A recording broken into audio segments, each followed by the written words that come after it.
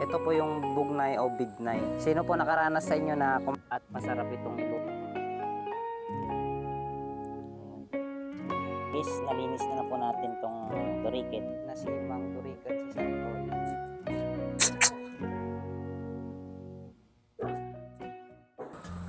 Magandang araw sa inyong lahat mga kabagis. Samahan nyo ako ngayon at tayo maghahanap ng mauulam dito sa probinsya.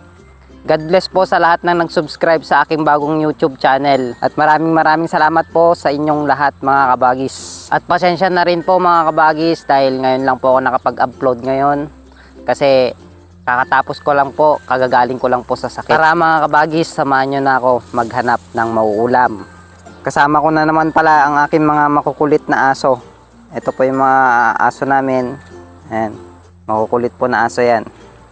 Ito palang aso kong to, mahilig mag-hunt ng ibon. Naghahanap po talaga yan ng ibon. Ayan po siya.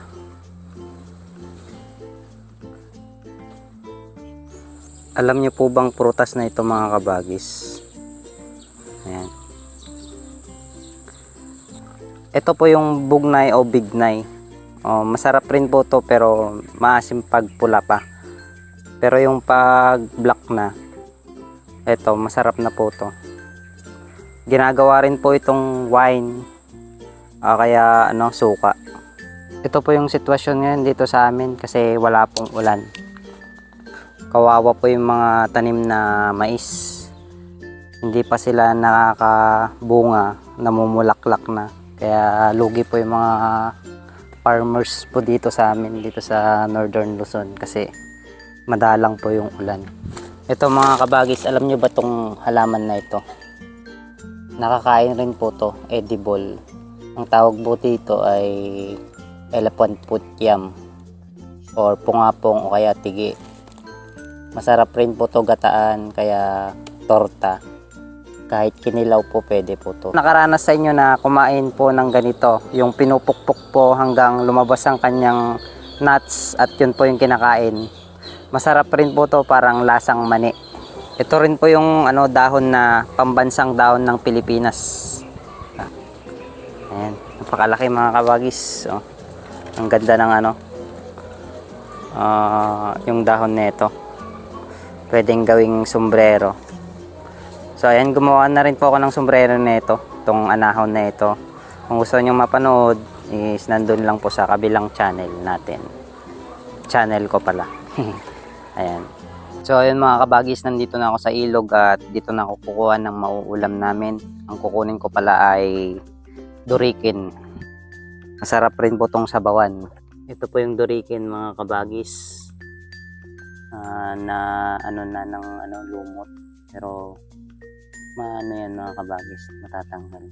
Ito yung tinatawag naming durikin. Ayan. Parang susong pilipit rin lang pero maliliit. Pero yung lasa nito ay mapait. At masarap itong iluto sa maasim. Sakto ngayon dahil season ng santol ay yun po yung pagpapaasim natin dito sa durikin nito. At masarap rin po itong kuhol na ito. Ayan. Ginagawa rin po tong chicharon, kaya sisig kuhol. At meron po rin makukuha dito sa amin na liddig. Masarap rin po to. Isa sa paborito ko rin po tong nauulam dito sa amin ay itong liddig. Pero yung kukunin muna natin mga kabagis, itong durikin. Dito lang po ako sa gilid ng ilog at marami na tayong makukuhang durikin. So ayan mga kabagis, tingin-tingin lang po tayo dito sa gilid. Ito meron. Ayan. Marami po nagkalat lang po tong mga durikin dito sa may gilid. Pero medyo maliliit po tong durikin nito. Pero lalaki pa ito. Ang gusto ko pala sanang makuha mga kabagis is yung kabote. Kaso ilang buwan nang hindi umuulan dito sa amin. Kung uulan man, ambon lang. Kaya hindi tumutubo yung mga kabote na kung tawagin ay ligpis o kaya uong magannado. So napakasarap po yun. Yun po yung isa sa gustong gusto ko pong ginagawa na pag dito sa probinsya yung nangunguha po, naghahanap ng kabote. Ayun. Sana may makuha pa tayo mga kabagis. Ayun ang mga kabagis. Ito. Ayan, lilinisin pa natin ito mamaya mga kabagis. Ayan.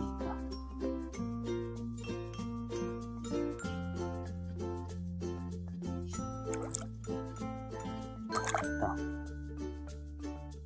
Hindi malaki.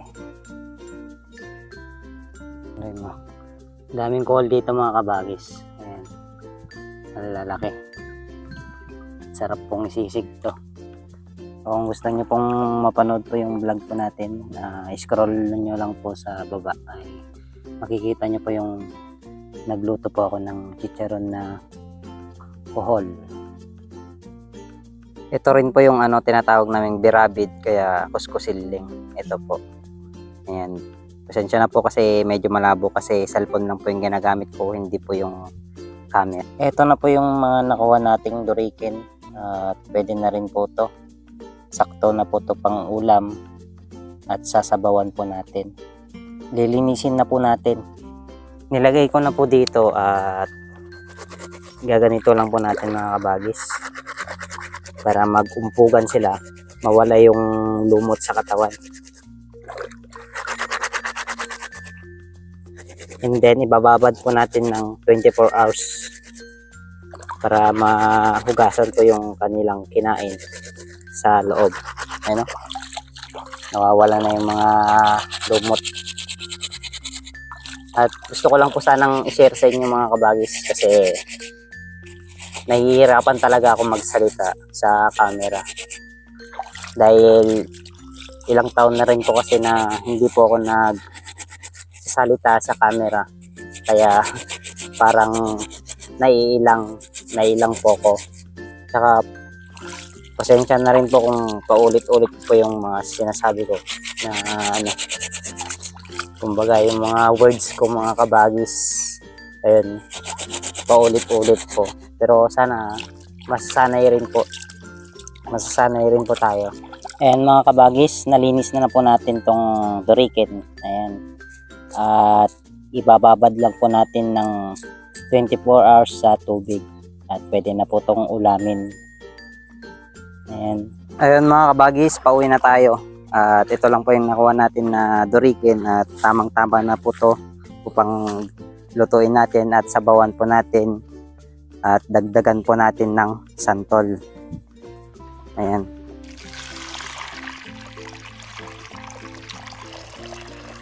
Ito na mga kabagis, magdamag na po nating binabad sa tubig itong durikin. Tatanggalin na po natin ng tubig. Tapos na nating maugasan yung durikin mga kabagis, tatanggalin na lang natin ng buntot. At ito pala yung gagamitin nating pangpaasim, santol. Tin malinisan ang buntot ng durikin. Lutuin na natin mga kabagis. Ayan.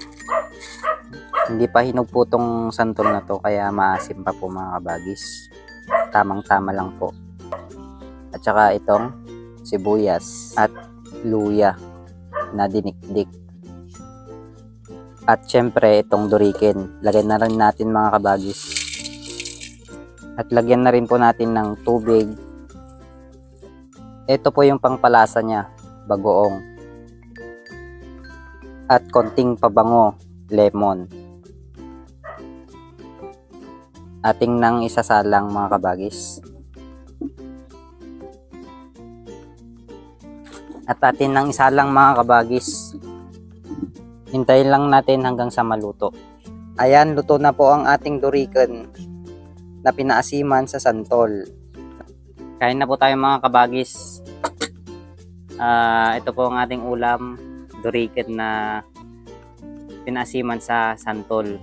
At saka may pinya rin po dito. Kain po tayo mga kabagis.